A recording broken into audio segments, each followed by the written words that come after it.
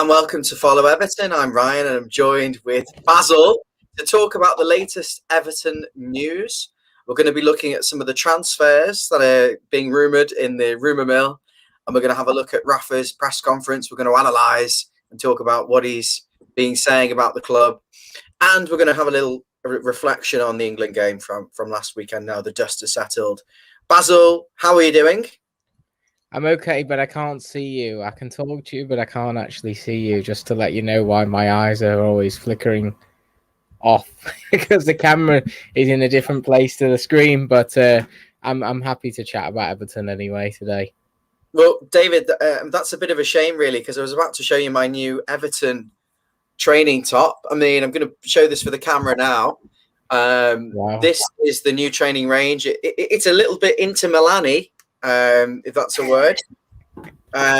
Really nice. I actually bought this. I didn't buy the home kit. The home kit for me was too similar to the 2007, 2008 kit with the yellow on. It was a bit samey, and for me the extra large was too big, and the large was too small. So I've gone with this lovely training kit. But one thing I wanted to notice, Basil, quickly, we'll go into this just while we're talking about the new kit and stuff. Look at the badge. It's plonked on, and it's too close on one side to the end. What do you make of that? I mean, we talked about embroidering the badges on.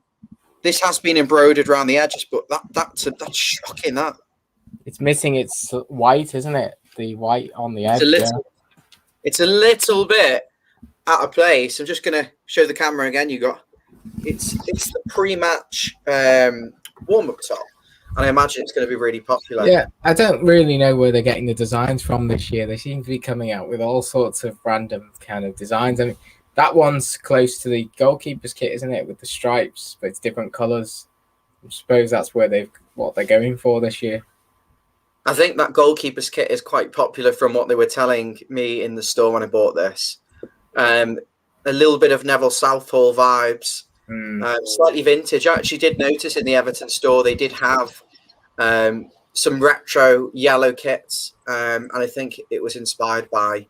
There was definitely some inspiration from that. Certainly, some of the '90s kits. Dave, what do you think of the home kit then this season? Does it tick all the boxes, or do you think it's just more of the same? I think it's quite similar to a kit we had probably 3 years ago, if I'm not mistaken, with similar sort of squares and patterns of different shades of blue. I don't dislike it. It's still a nice kit, but I find that it's quite similar, which is unusual because they've come out with such striking different designs this year, and then the home kit is basically a bit of a knockoff on one of the old kits that's only just been out. So that's where it lowers in my estimation, but it's still a good kit, and I'll probably still end up getting it. Yeah, I mean the stripes going across, it is different to some of the other kits. It's not quite the same, and I would like to know in the comments if people have bought the kit and what their thoughts are with them. As I say, I found the sizing to be a little bit off for me, and so I've gone for this this training kit. There was also the nice white. I don't know if you've seen the training photos that the players are in. A nice white half zip with long sleeves. Very, very nice. Again, I couldn't get the right size for me, but I think it's going to be really popular. Just waiting for the t-shirts to land in the Everton store. So let's talk about the Rafa Benitez press conference first and foremost. I was quite surprised. I mean, I haven't been his biggest fan, and I've previously slated him on other videos and said, what are we doing here? But also a part of me has been like, well, I'm willing to give him a chance. And I think he said the right things so far, and I can't find a reason to, dislike him, other than the fact he's a former Liverpool manager. I think he said all the right things, and now it's time to back him in the market. He doesn't go too deep on things, does he? He doesn't try to sort of reflect on the past and defend himself. He's just focused on what's going to happen and trying to get, us on the pitch, winning on the pitch, which ultimately will be what it comes down to when we're looking at his success. Yeah, I mean, he talks a lot about balance, which for me, I really like because I think some of the Everton teams in the past have been too defensive. And I think we need to find the compromise now between being able to still retain that counter-attacking presence if we are going to be defensive, but and obviously not concede too many goals if we're going to be more of an aggressive, progressive, pressing attacking team. Mm. Now, I'm still under the impression that we need an overhaul if we're going to be that attacking, offensive, high press team because we simply haven't got the players at the moment. But I think next season we'll see more of the low block and we'll see more of the counter attacking, but we will sign better counter attacking players. I'm just going to come into the comments with a friend of the show, John. Hi, John. I've actually watched John many times elsewhere. He's a really good Everton personality. I hope you're well, John. He says Rafa spoke well. He didn't promise we were going to finish next season, in a certain place. And that's a good point, John. I like the fact he didn't come in and say, I'm going to get the Champions League or Europe League. He didn't talk about targets. And I think he just wants to get them playing better football first and foremost and see where we can go from there. Dave, what do you make of Rafa when he has been so unspecific about targets? Do you think that helps take the pressure off the players? I think our players have been proven in the last few years they're not cope very well when it comes to the big matches and when they come to being under a lot of pressure. So by taking that pressure off, it makes a lot of sense to me. I mean, it's a fresh manager and he's come in and he's not setting any expectations. I'm sure privately he'll be thinking where he wants us to get to. He'll probably be aiming for Europe again because anything, he'll be looking for an improvement on 10th, which it shouldn't be anywhere near. We shouldn't be there. So he'll be looking to significantly improve that and aim towards the top four. And not, he's talked about it having a bit of a better finish, hasn't he? Because we've been poor the last 2 years in the last 10 games, and he's already touched on that. Very good at that. He said he's very good at good finishes, strong finishes. Yeah. So that's going to be essential for us because at the end of the day, the season is 38 matches, not 20 or 25. So you turn up for half the season, you're only going to finish halfway up, aren't you? Something I did pick up on, and John, I'd like to bring you in on this if you're still watching.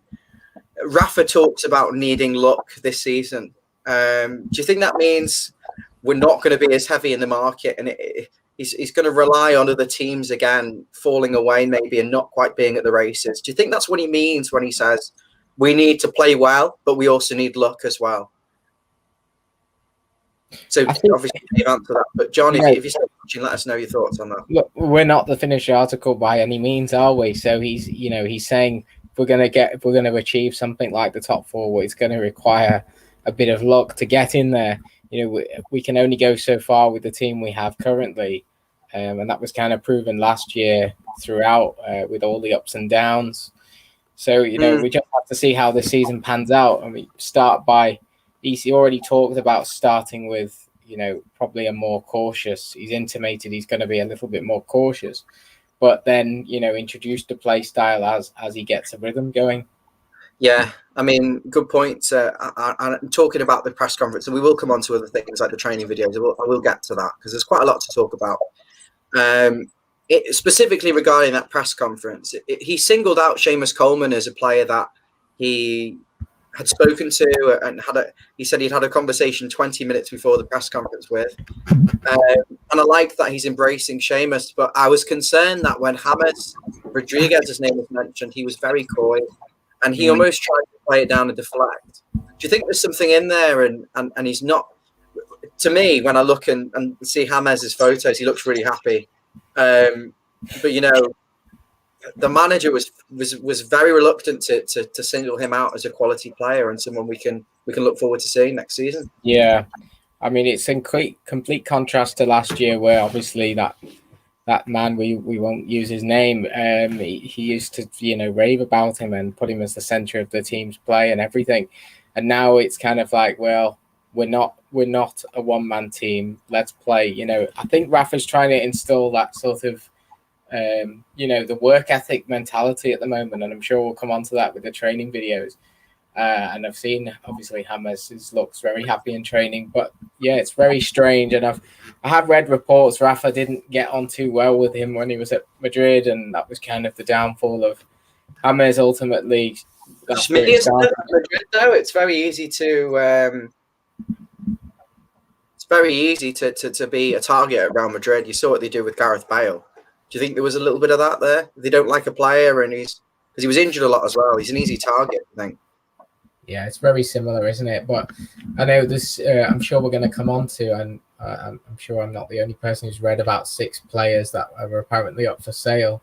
And interestingly, James is in that group, isn't he? So, it's already been, but that could be easily filtered out by the fact he all this negativity surrounding it.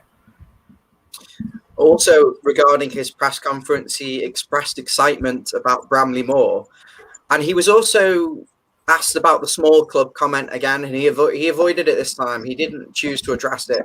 I mean, we all know what he meant at the time. Let's not try and pretend he meant what he meant.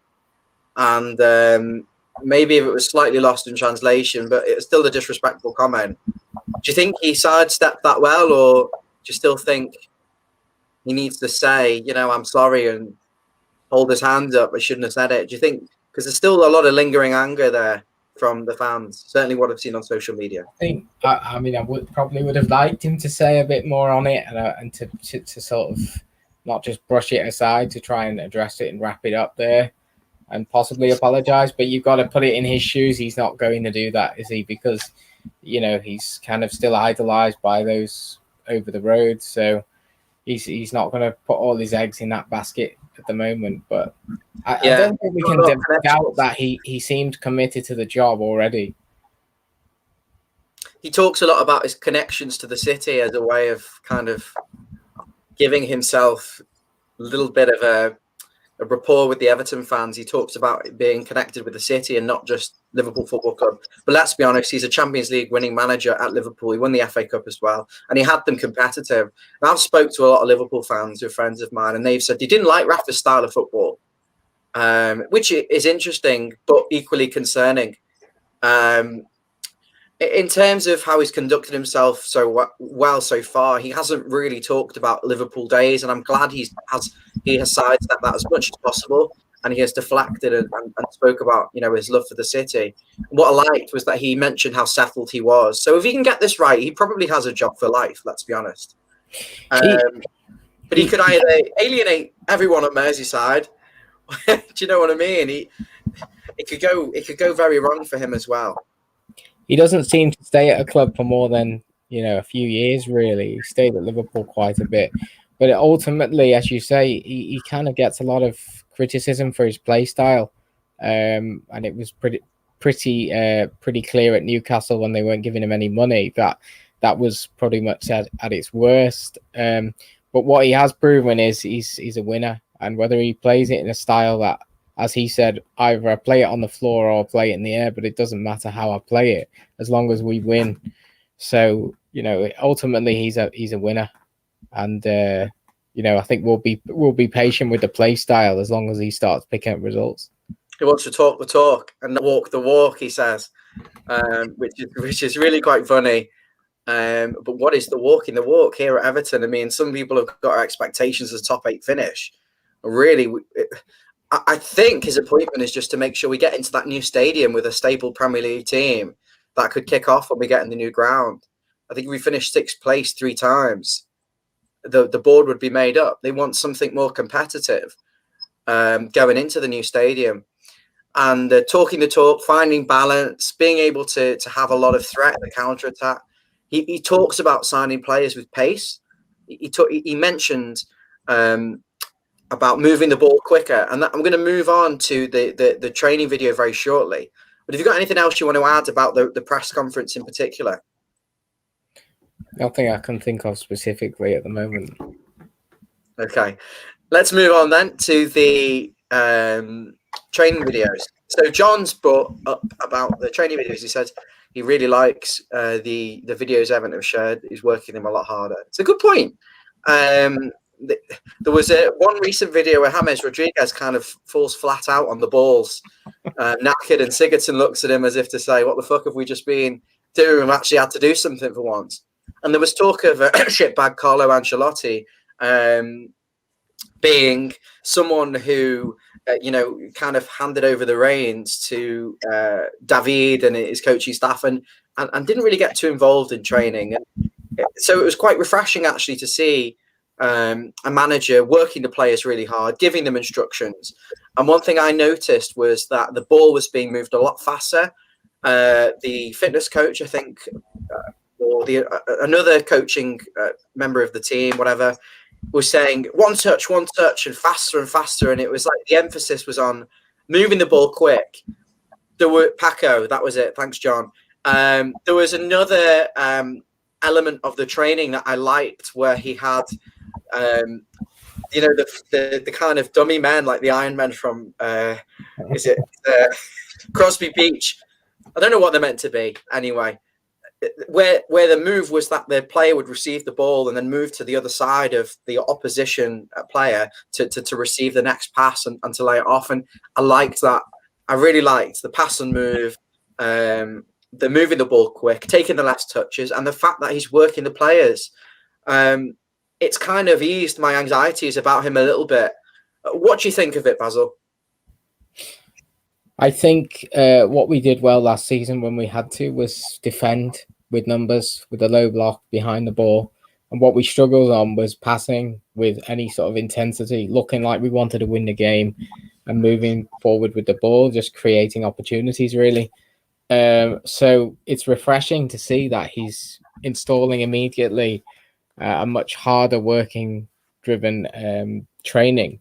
With, we saw them sort of moving the ball in little plays of attacking phase play, one touch passing, and that's refreshing to see because that's what I want to see on the pitch. And I said it last season. I said, what do we do in training? We don't do any passing.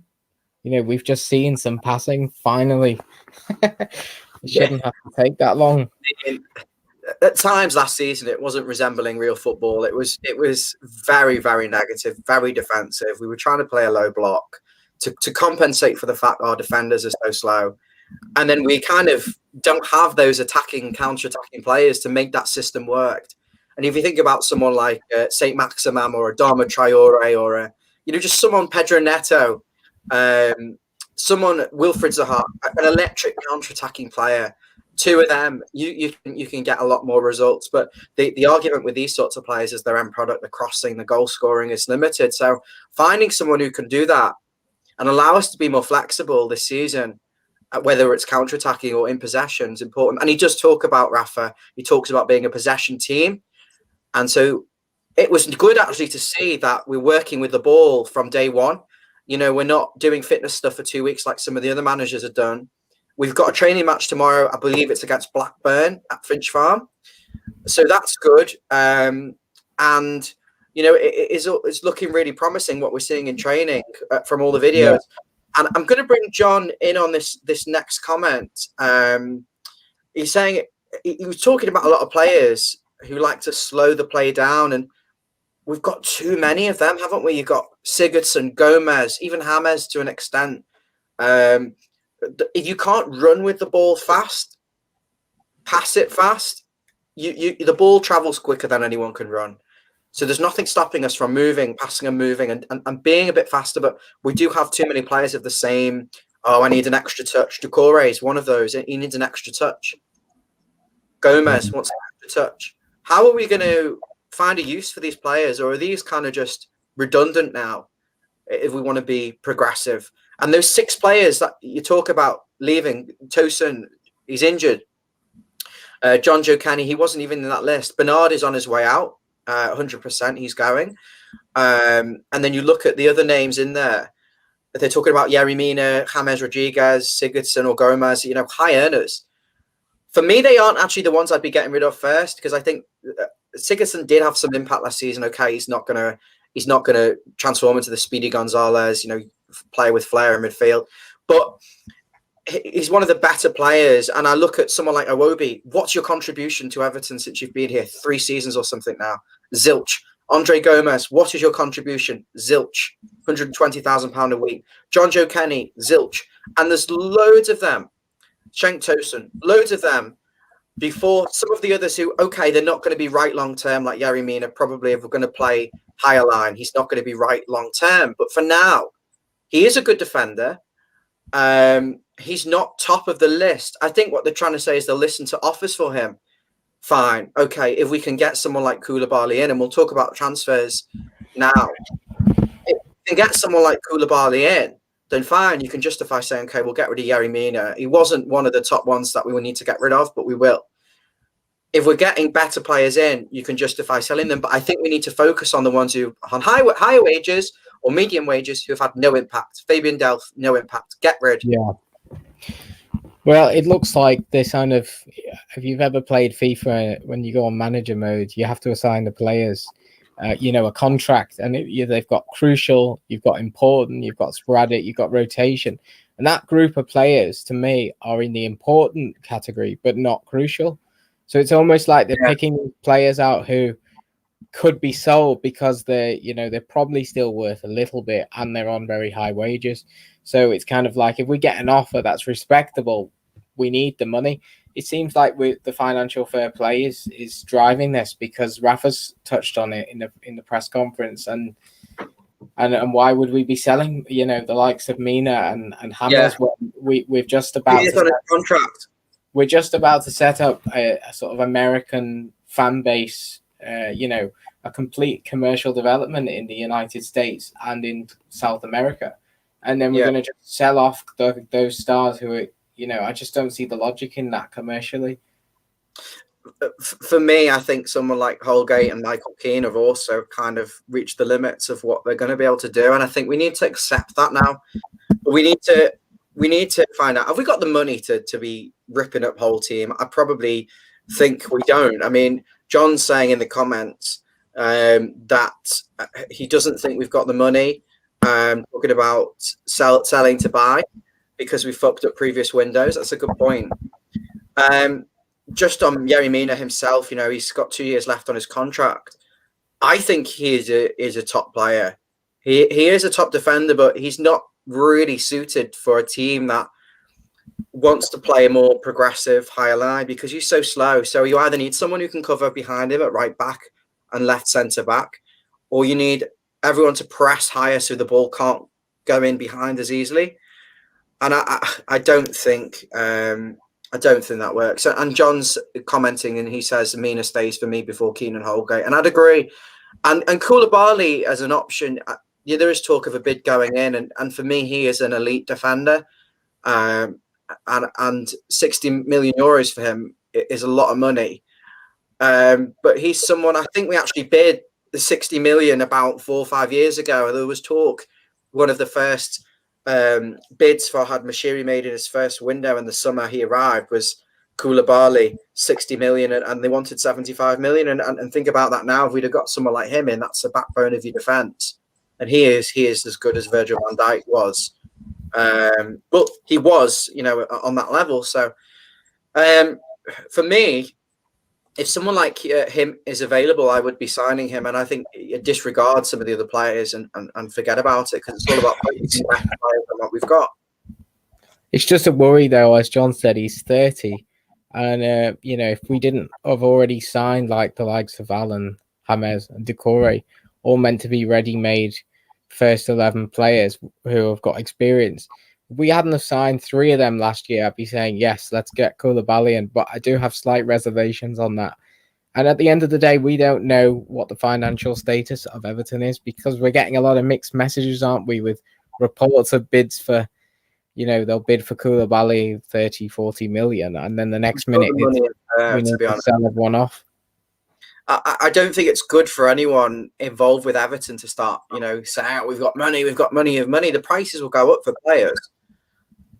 For me, it's the right thing to come across as a pauper, and then we can go into the market with, in a better position. And I do think deep down we probably do have the money for the right player and the right deal. If it can be done in installments and done in a certain way, they'll find a way around it.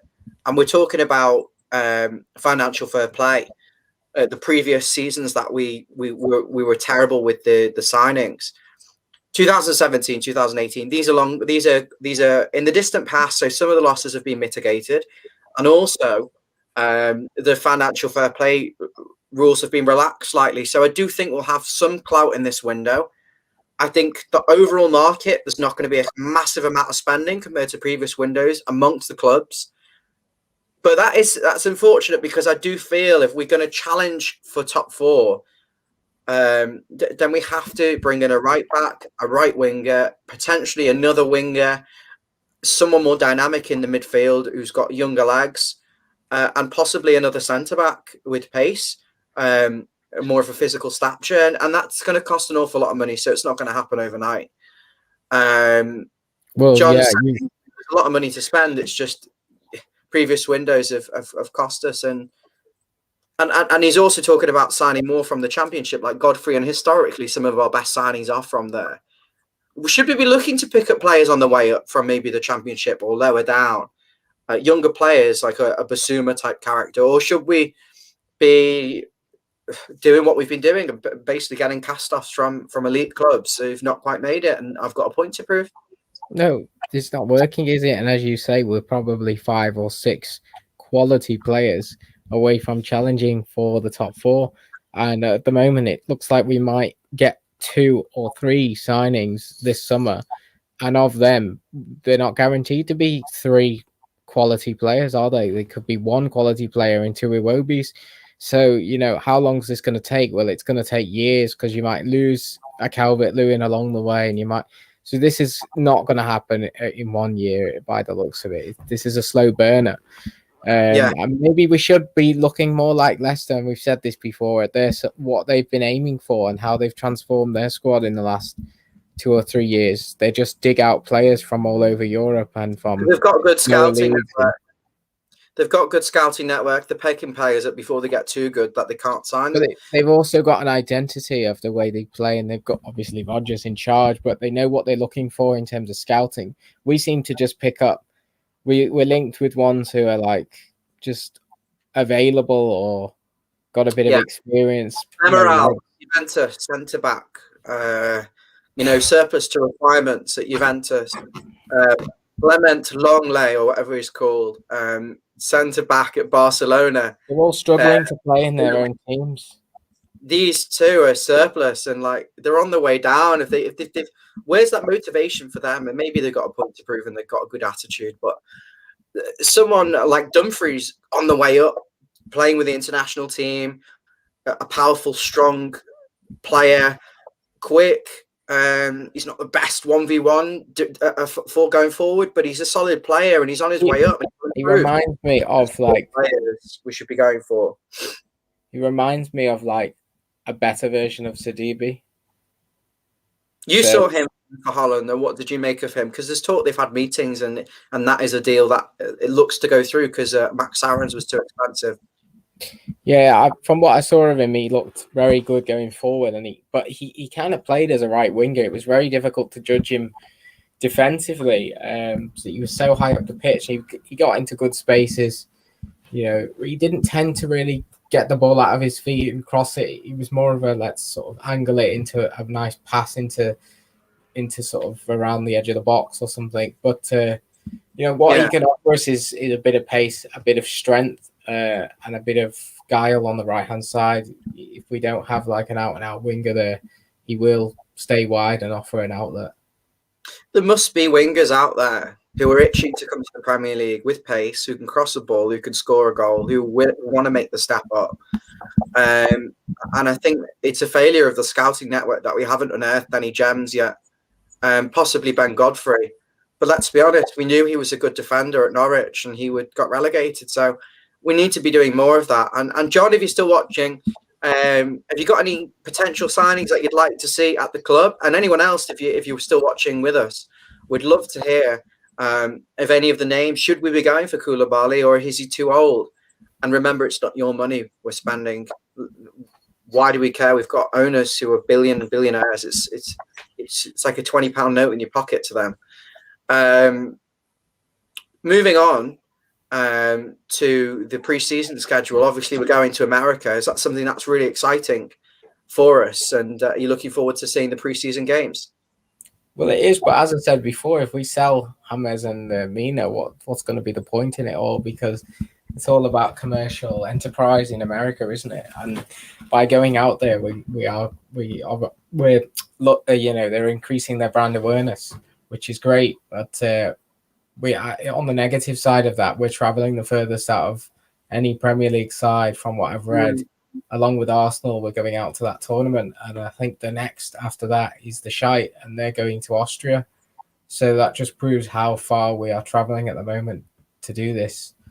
But do you not think that that will be good for the players to get away when they've been so constricted for so long?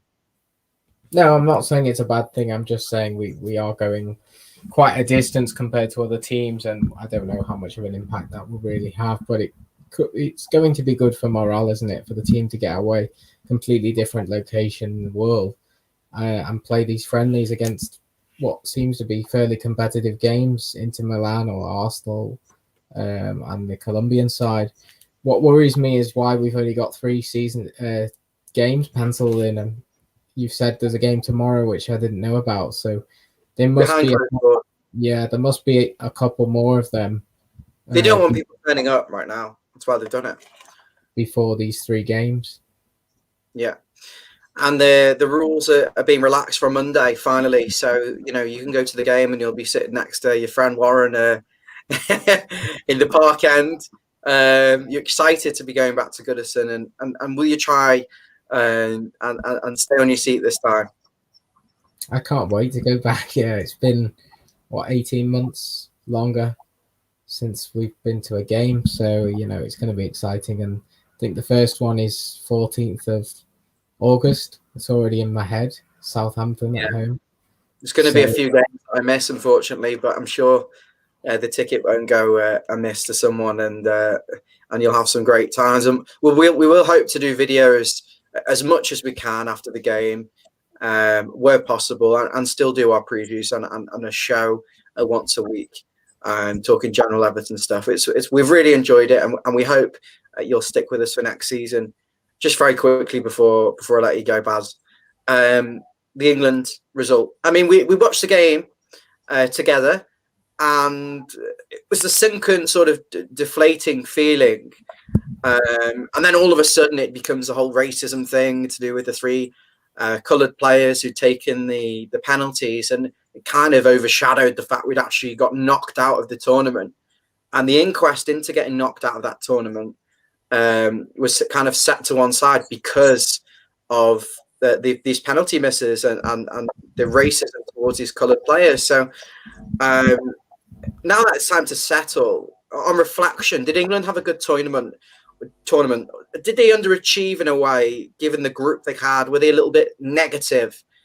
Or do you think they did exceptionally well? I mean, and I look at the teams they played, and I think they did have a very favourable route to the final. But then at the same time, Italy won the 2 games on penalties, and for me, they were lucky in the end. So, how do you feel on reflection England should feel about the tournament? Well, it's still a bit painful, I'll admit, to think that they were in a major final last week and they managed to somehow bottle it.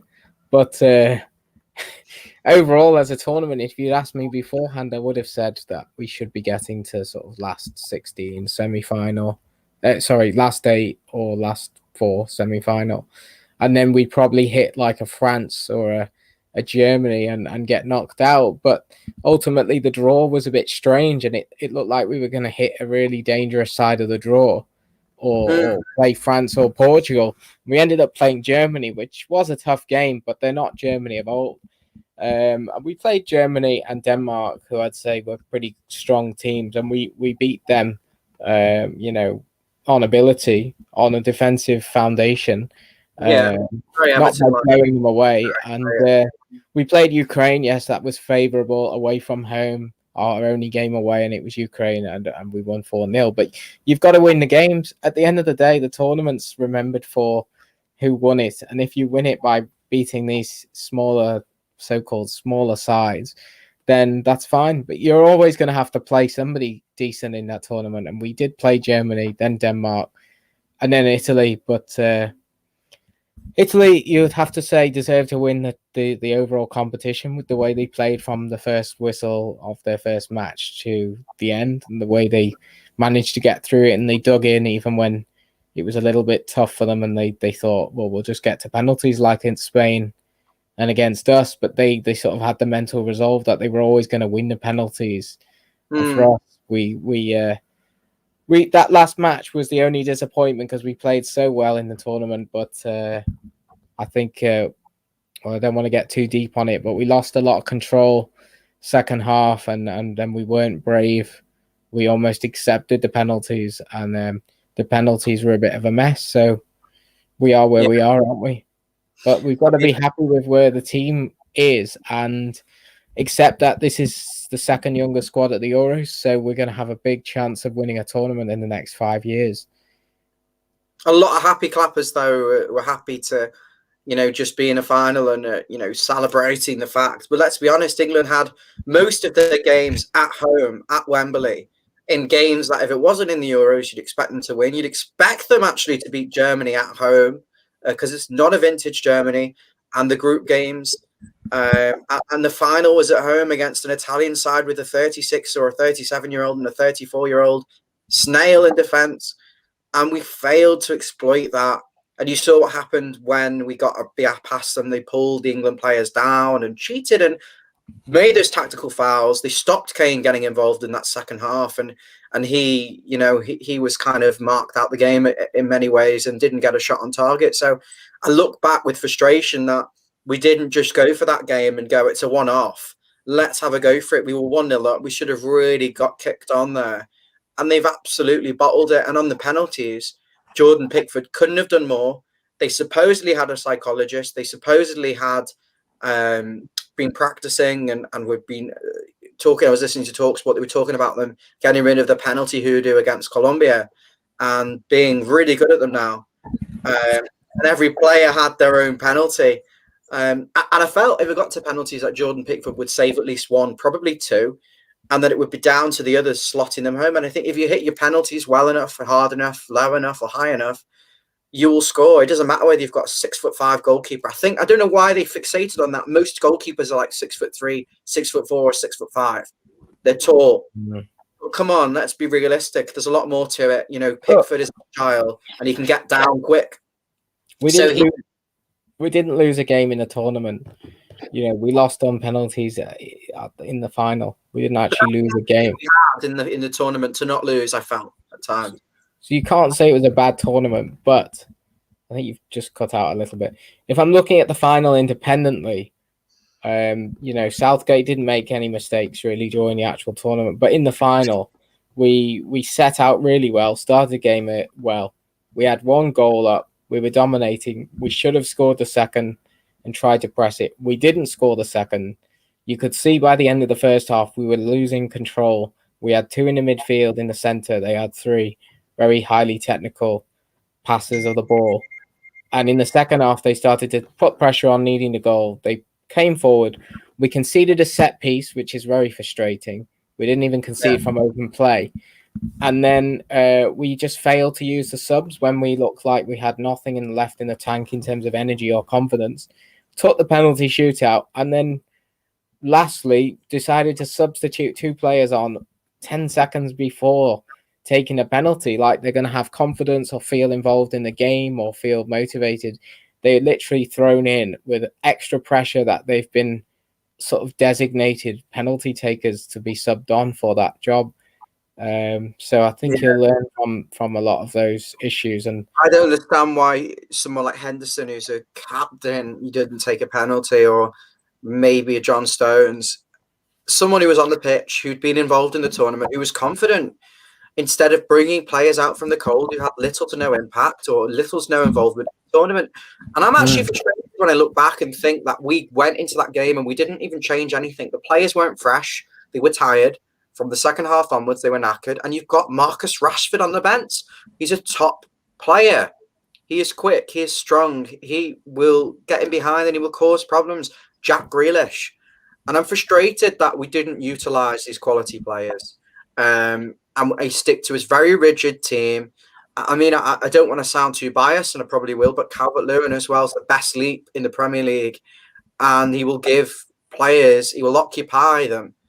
So for me, I'm frustrated that Calvert-Lewin wasn't given more opportunities, because he could have offered something different to Kane. He maybe could have partnered him even, and allowed him to drop off. And that's it was so focused around his favourites. It was like a David Moyes negative team, focused around his favourites, and very different when it comes to integrating them. Well, I think Mason Mount was guilty of that, being one of the favourites and not really showing up in these games like I've seen him play. He didn't play to the level I expected, and he played all right in the first half, but the second half you're thinking, well, can't we, put some energy on here? You've got Sancho on the bench. You've got, I don't know, you could argue now in hindsight, he made the wrong decisions. Saka didn't have a good game, and at the end of the day, he's 19 and you're expecting him to come on in the final and kind of... How can you bring him on ahead of Jack Grealish? You think Rashford's probably the one? He's got the most international experience. I don't know how old he is. I think he's probably around 24 now, 25. So you think, he's direct, bring him on, but, he's just had a shoulder operation from what I've seen. So he was not really... I don't think he's been fit for half a season, really. So, it's all if buts and maybes. He's 23. He's 23. There is a lot of disappointment, and I think he made the... They're young players, aren't they? They're really young team, so... But at the end of the day, I think the manager has to take slight fault on the final, but I can't really criticise him overall, because his tactics and his outlook got us to the final. They were just the undoing, ultimately. And the players now, Pickford, he's got an extended rest. I mean, that's not so bad for a goalkeeper, because a goalkeeper probably can get away with a short period of fitness, maybe.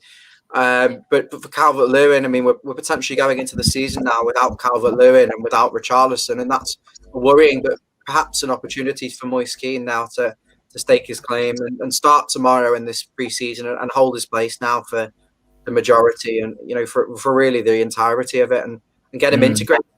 And I think if he's got a player like James behind him who can maybe find him and slip him in behind and supplement that with some quality, I do think, though, I look at the team and I think, oh, for God's sake, really, when you take Richarlison and Calvert-Lewin out that team, we've got no goal threat, no cutting edge really as well, and no pace. And yeah, it's a worry that if we don't bring in the players quick, it's going to get too late for us. Yeah, Moise Kean, I'm not convinced at the moment he's actually wanting to be there from what I saw in the training video. I mean, it was good to see him in training and with the squad, but he doesn't seem like he's kind of adjusted to it yet. And, we'll have to hope that he does adjust if he stays on.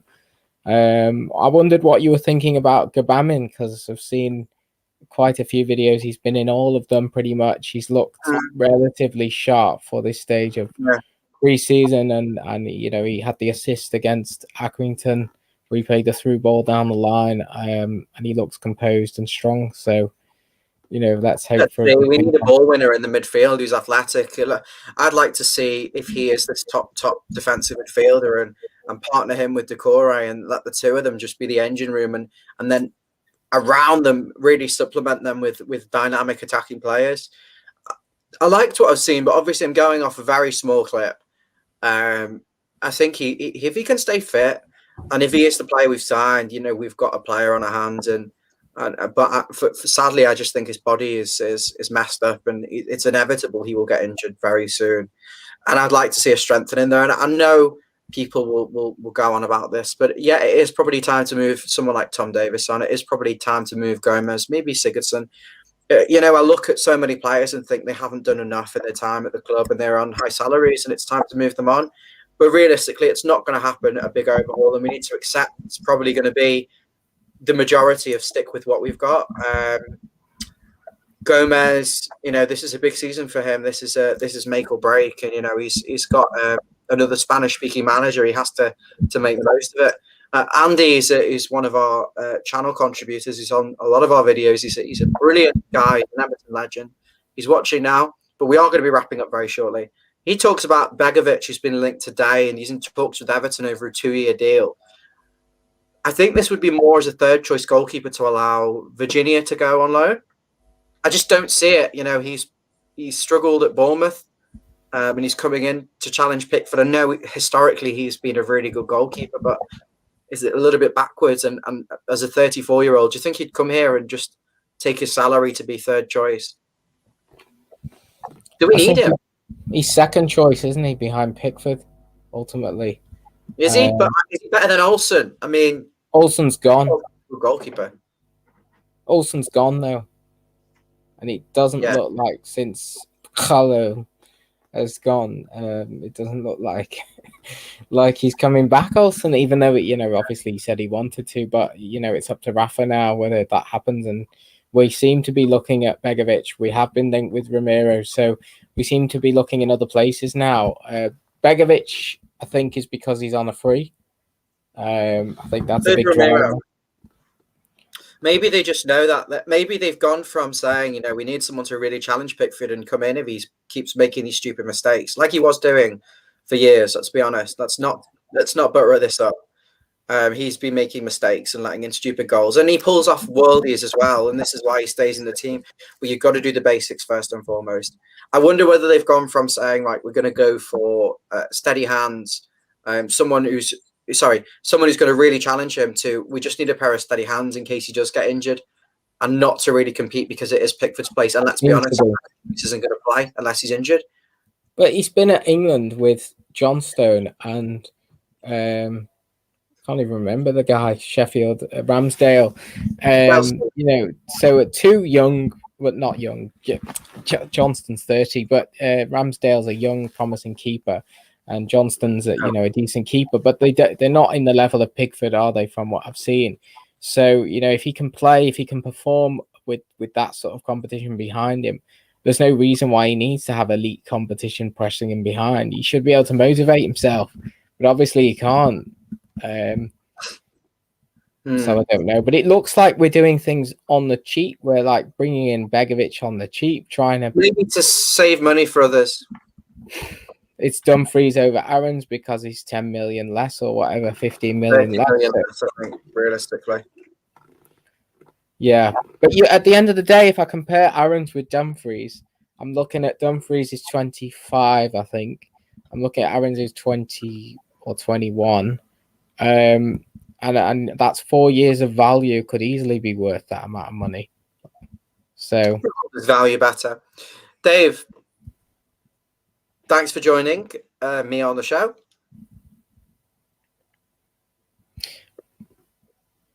Are you there? Yeah, I just thank you for joining me on the show. Thank you. I was just going to say, have you seen Alan or heard anything about Alan? Because I've not seen him come back. No sign of Alan, no sign of Decore, no sign of Bernard, but I think Bernard's agreeing a deal. Bernard's off, but the other two is very strange, isn't it? I look at the training videos and I just think we're so lightweight without the first 11. So you need Alan and Decore back really quickly, and you need Luca Dean in there, and then you've got to try and get Pickford, Richarlison, and Calvert. That's half the team missing, and without them, I think if we're going into the start of the season without probably 3 of them, without new players, it's going to be a real struggle. I'll let you go.